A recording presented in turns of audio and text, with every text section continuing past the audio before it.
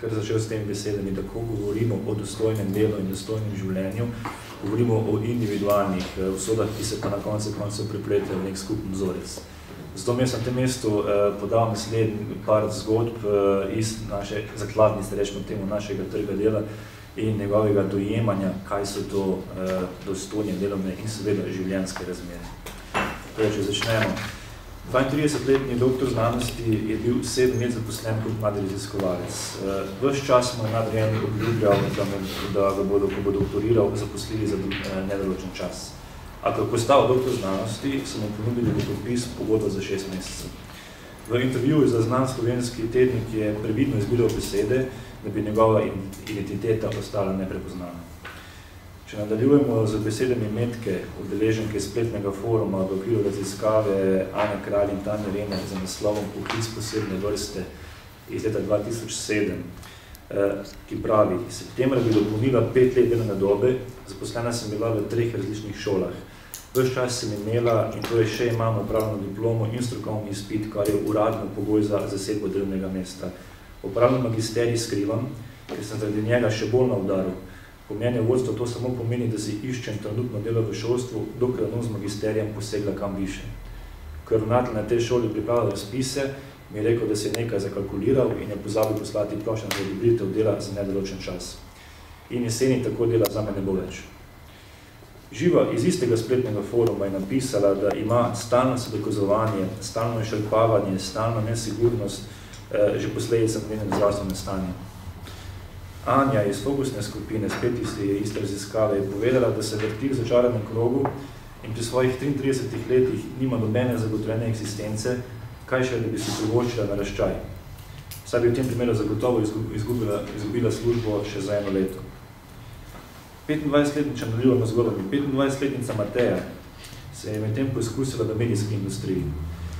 Na enem delovnem mestu je igrala vlogo pisca scenarijev, organizatorja prireditev, oblikovalca spletnih strani, vzdrževalca spletnih strani, kontaktne osebe v mednarodnih projektih ter osebe zadolžene za pisanje raznih pogodb o sodelovanju.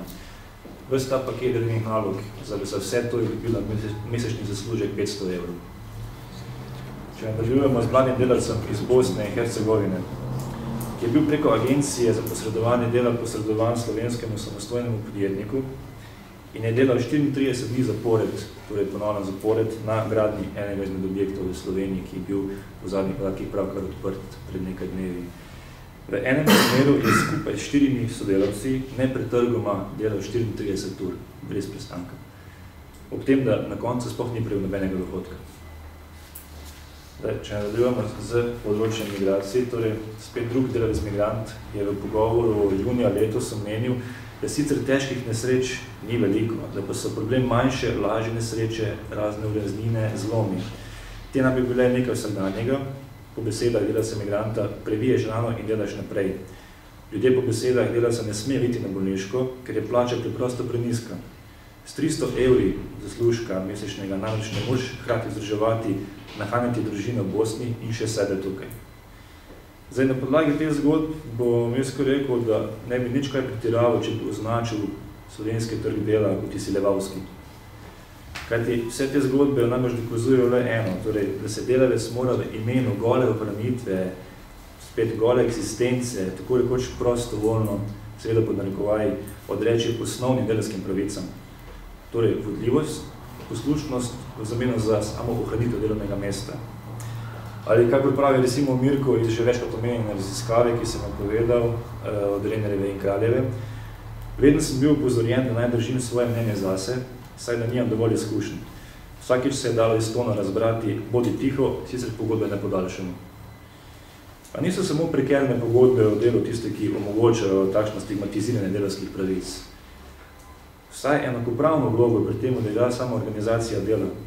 Torej visoka intenzivnost, ekstenzivnost dela, ki spreminja nadure, tako rekoč dokazno gradivo lojalnosti samega zaposlenega, namreč preprosto toliko izžame delavca in s tem mislim, tako psihološko, kot fizično, da praviloma nima niti energije, niti časa za spopad s takšnim sistemom dela, torej za spopad za svoje osnovne delavske pravice. Ali recimo, kakor je na podlagi tega rekla udeleženka raziskave v okviru projekta Mladim družinam, materinem prijazne zaposlovanje, tisti moment, ko bomo malo zaspali, nas ne bo več. Vse je hitreje, vse je prej in ta trend se nadaljuje in tudi ni videti, da se bo ustavil. In če zaključim, mislim, če gremo počasi proti koncu, na podlagi vsega tega, kar sem povedal, se zdi, da je slovenskemu trgu dela nekako uspelo samo cenzurirati delavske pravice. Samo cenzurirati z očitnim ciljem ustvariti delavca, ki bo popolnoma prilagojen delovnemu mestu in njegovim zahtevam, seveda, torej, ki bo popolnoma prilagojen kakršnikoli zahtevam delodajalca.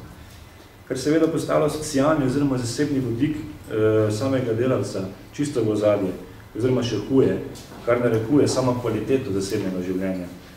Odločitev za otroka tako kar naenkrat ni vprašanje neke avtonomne odločitve para, temveč vprašanje, v kolikšni meri to dovoljuje menedžment. Torej, neposredno ali posredno. Kako se recimo drugače razlagati dejstvo, da so mlade matere iz preomenjene raziskave mladih družin za zaposlovanje po večini predčasno zaključile dopust namenjen otroku zaradi negativnega stališča nadrejenega. Kako se drugače recimo razlagati dejstvo iz tiste raziskave, da je za mlade brez otrok prav redna služba nujni predpogoj, da se odločijo za prvega otroka, kar pa ob takšni sliki delovnega okolja, ki dobesedno požira zasebnost delavca, a zanje hkrati noče prevzeti odgovornosti, izveni kot lažna obljuba. Da ne govorimo o delavcih migrantih, ki se zaradi slabih ekonomskih pogojev v vlastni državi pristali v pogojih, kjer se besedna zveza delavske pravice sliši kot nekaj nepredstavljivega. Vmes imamo pa recimo na koncu delodajalce, ki dojemajo bolniško odsotnost, torej absentizem, kot strošek, ki se ga je potrebno otresti, saj naj bi bil posledica individualne neodgovornosti pod narekovaji spet zaposlenih in ne recimo izjemno slabe organizacijske klime, visokega tempa dela, slabih delovnih pogojev in tako naprej. Podatek iz zadnjega letnega poročila Inšpektorata Republike Slovenije za delo, da so v celem letu prejeli 2 prijave poklicnih bolezni, se mi zdi, da pove več kot dovolj.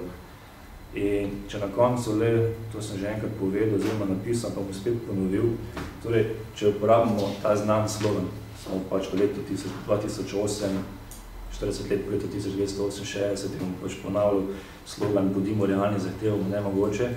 Torej, če parafraziram ta slogan, ali so skoraj 60 let po sprejetju splošne deklaracije človekovih pravic realne pravice res postale nemogoče?